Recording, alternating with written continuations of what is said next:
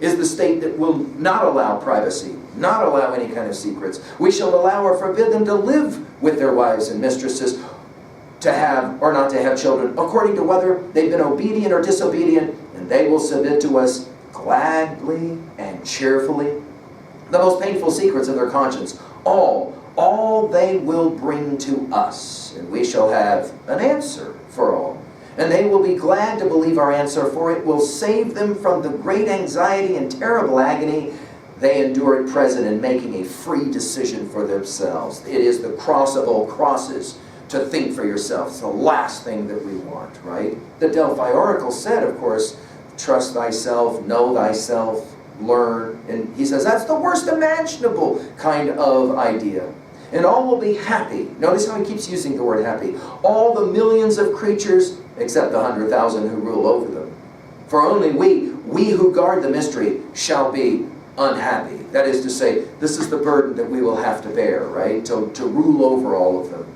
There will be thousands of millions of happy babes and 100,000 sufferers who have taken upon themselves the curse of the knowledge of good and evil. Peacefully they will die. Peacefully they will expire in thy name, and beyond the grave they will find nothing but death. But we shall keep the secret, and for their happiness we shall allure them with the reward of heaven and eternity. Though if there were anything in the other world, it certainly would not be for such as they. It's prophesied that thou wilt come again in victory. Thou wilt come with thy chosen, the proud and strong. But we will say that they have only saved themselves, but we have saved all. We are told that the harlot who sits upon the beast and holds in her hands the mystery shall be put to shame. We're now referencing again the book of Revelation. That the weak will rise up again and will rend the royal purple and will strip naked her loathsome body. But then I will stand up and point out to thee the 1,000 millions of happy children who have known no sin.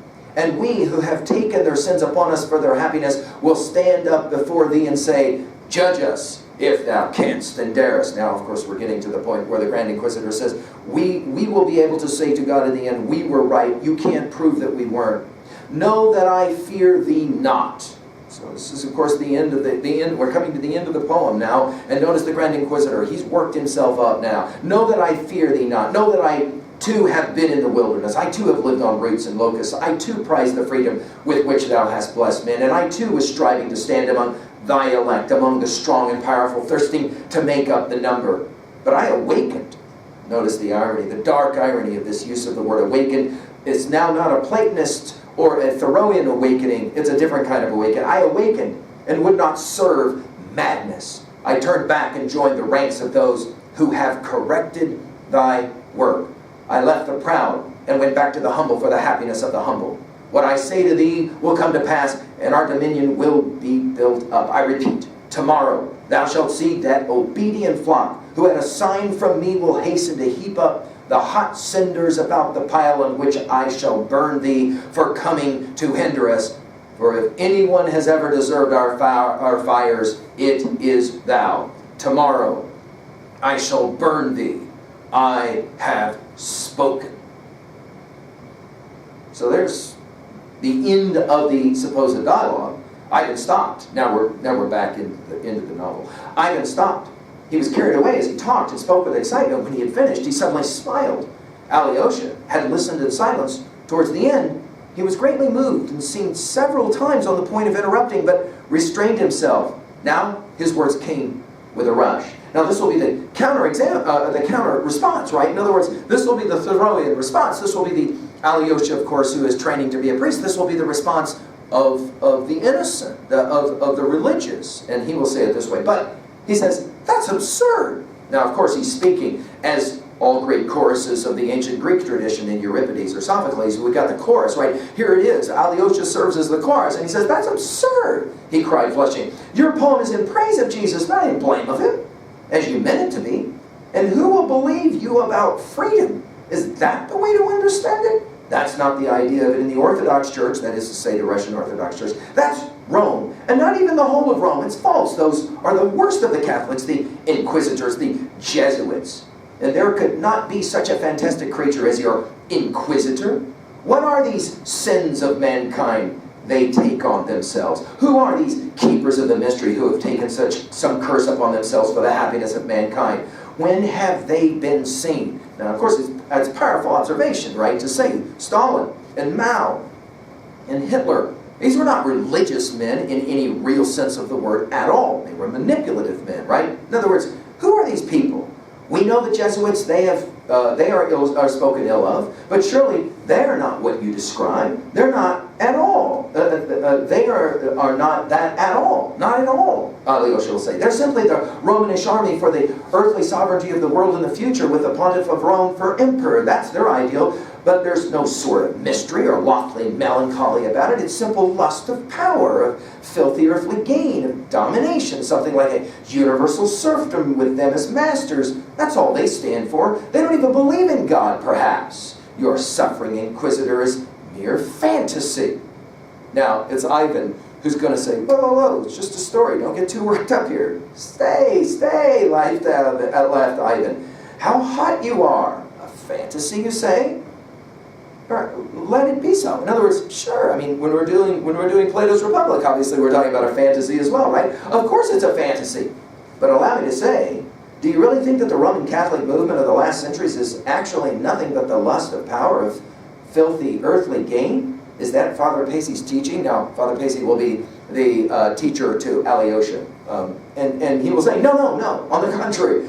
Father Pacey did once say something rather the same as you, but of course, it's not the same, not a bit of the same. Alyosha hastily corrected himself. In other words, Alyosha is going through that process of trying to decide if he can actually believe in this notion or not. A precious admission, in spite of your not a bit the same, Ivan will say. I asked you why your Jesuits and Inquisitors have united simply for vile material gain.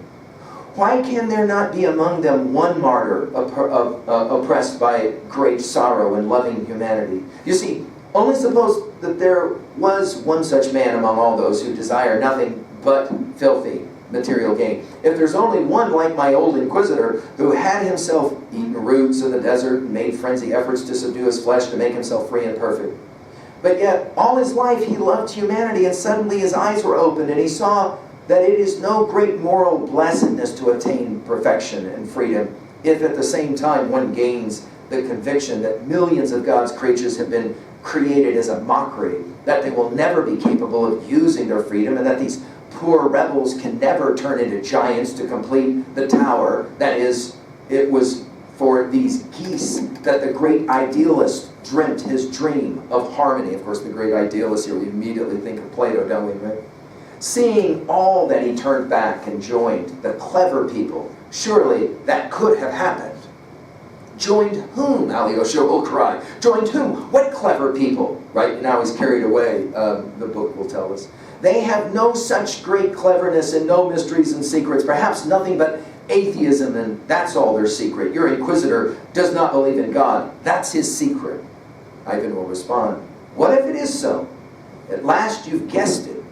It's perfectly true. It's true that that's the whole secret. But isn't that suffering, at least for a man like that, who has wasted his whole life in the desert, and yet could not shake off his incurable love of humanity? In his old age, he reached the clear conviction that nothing but the advice of the great dread spirit could build up any tolerable sort of life for the feeble, unruly, incomplete, empirical creatures created in jest. And so, convinced of this, he sees that he must follow the counsel of the wise spirit, the dread spirit of death and destruction, and therefore accept lying and deception and lead men consciously to death and destruction, and yet deceive them all the way so that they may not notice where they are being led, and that the poor blind creatures may at least on the way think themselves happy. And note, the deception is in the name of him in whose ideal the old man had so fervently believed all his life long. Is that not tragic? And if only one such stood at the head of the whole army, filled with the lust of power, only for the sake of filthy gain, would not one such be enough to make a tragedy? More than that, one such standing at the head is enough to create the actual leading idea of the Roman Church, with all its armies and Jesuits, its highest idea. I tell you frankly that I believe that there has always been such a man among those who stood at the head of the movement, one who knows there may have been some such even among the Roman popes. Who knows, perhaps the spirit of that accursed old man who loves mankind so obstinately in his own way is to be found even now in a whole multitude of such old men, existing not by chance but by agreement, as a secret league formed long ago for the guarding of the mystery, to guard it from the weak and the unhappy, so as to make them happy. No doubt it is so, and so it must be indeed. I fancy that even among the Masons, there's something of the same mystery at the bottom. That's why the Catholics so detest the Masons as their rivals, breaking up the unity of the idea, while it's so essential that there should be one flock and one shepherd. But from the way I defend my idea, I might be an author impatient of your criticism. Enough of it. And now Alyosha's had enough. He says, "You are perhaps a Mason yourself," broke suddenly from Alyosha. "You don't believe in God," he added, speaking this time very sorrowfully. He fancied besides that his brother was looking at him ironically. "How does your poem end?" he asked suddenly, looking down. "Or was it the end?" "I meant it to end like this," Ivan says. "When the Inquisitor ceased speaking, he waited some time for his prisoner to answer him. His silence weighed down upon him. He saw that the prisoner had listened intently all the time, Christ, looking gently in his face and evidently not wishing to reply. The old man longed for him to say something, however bitter and terrible. But he suddenly approached the old man in silence and softly kissed him on his bloodless, aged lips. That was all his answer. The old man shuddered. His lips moved. He went to the door, opened it, and said to him, "Go, and come no more. Come not at all, never, never." And he led him out into the dark alleys of the town. The prisoner went away. And the old man, the kiss glows in his heart, but the old man adheres to his idea. "And you with him, too," cried Alyosha mournfully. Ivan laughs. "Why, it's all nonsense, Alyosha. It's only a senseless poem of a senseless student who could never write 2 lines of verse. Why do you take it so seriously?" And I think this is a compelling question. This kind of idea, I think, must be taken seriously. How do you explain the horrors of the 20th and the 21st century? How do you explain the fact that we continue to somehow forget that it's much easier to walk away from the quest for freedom and give it up to some idea, ideology, some group of people than it is to demand freedom of oneself and one's thinking, right? Why, he asks, why do you take it so seriously? Surely you don't suppose I'm going straight off to the Jesuits to join the men who are correcting his work. Good Lord, it's no business of mine, Ivan says. I told you, all I want is to live on to 30 and then dash the cup to the ground. But the little sickly leaves and the precious tunes and the blue sky and the women you love, how will you live? How will you love them? Alyosha cried sorrowfully. With such a hell in your heart, in your head, how can you? No, that's just what you're going away for, to join them. If not, you will kill yourself. You can't endure it. Here, of course, we're at Shakespeare's Hamlet's to be or not to be speech, right? And Ivan now will say, there is a strength to endure everything, Ivan said with a cold smile. What strength? The strength of the Karamazovs, the strength of the Karamazov baseness, Ivan will say. To sink into debauchery, to stifle your soul with corruption? Yes? Ivan responds, possibly even that. Only perhaps till I'm 30 I shall escape it. And then, how will you escape it, Alyosha asks. But what? By what will you escape it? This is a fascinating question. How will you ever escape the family into which you were born? That's impossible, he says, with your ideas. We are the ideas. We are the stories that we tell and retell, Alyosha says. And Ivan comes back, in the Karamazov way again?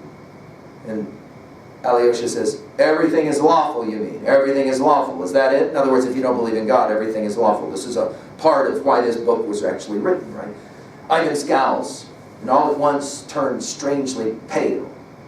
Ah, you've caught up yesterday's phrase, which so offended Yusuf, a character, and which Dmitri pounced upon so naively and paraphrased. He smiled queerly. Yes, if you like. Everything is lawful since the word has been said. I won't deny it, and Mita's vision isn't bad. In other words, yeah, I'm just going to do whatever I want because there's no God. What difference does it make? Alyosha looked at him in silence. I thought that going away from here, I have you at least, Ivan said suddenly with unexpected feeling. But now I see that there's no place for me even in your heart, my dear Herman. The formula, all is lawful, I won't renounce.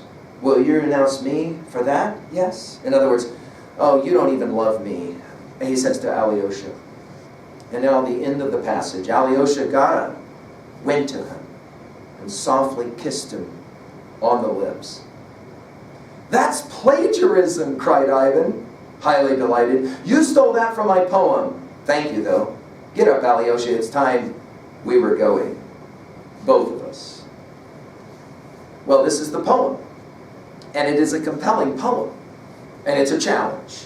Because, of course, in the end, at level 3, you have to answer this question for yourself. To what degree are you willing to engage in the search for freedom?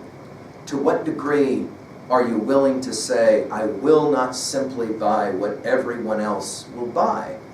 Especially when it comes down to the issue of hunger. This is, of course, the compelling critique of the escape from freedom. It is an interesting way, I think, to read the events of the 20th century, the horrific events of the 20th century, and, of course, to ask, why is it that people can so easily get caught up in movements, no matter what those movements are, in movements where they will give up their freedom so quickly, they will become destructive of any different types of things. They can become destructive of property, of people, all for an ideology that they so much want to believe in, and they're going to destroy the world to make it a better world so that in the end we'll all be happy. Of course, if you don't like their vision, they've got an answer for that too. That's so attractive, but why is that so attractive? Well, I want you to spend a little time now critiquing this idea using what you've learned from your Plato study, and I wish you the best of luck in doing so. You may need a walk or two to try and figure out a few of the ideas that Ivan will have thrown at the Alyosha, which hopefully resides in each of us. Thank you. I hope this leads you to want to go on and read all the rest of the novel. It is a compelling novel worth your time. Thank you.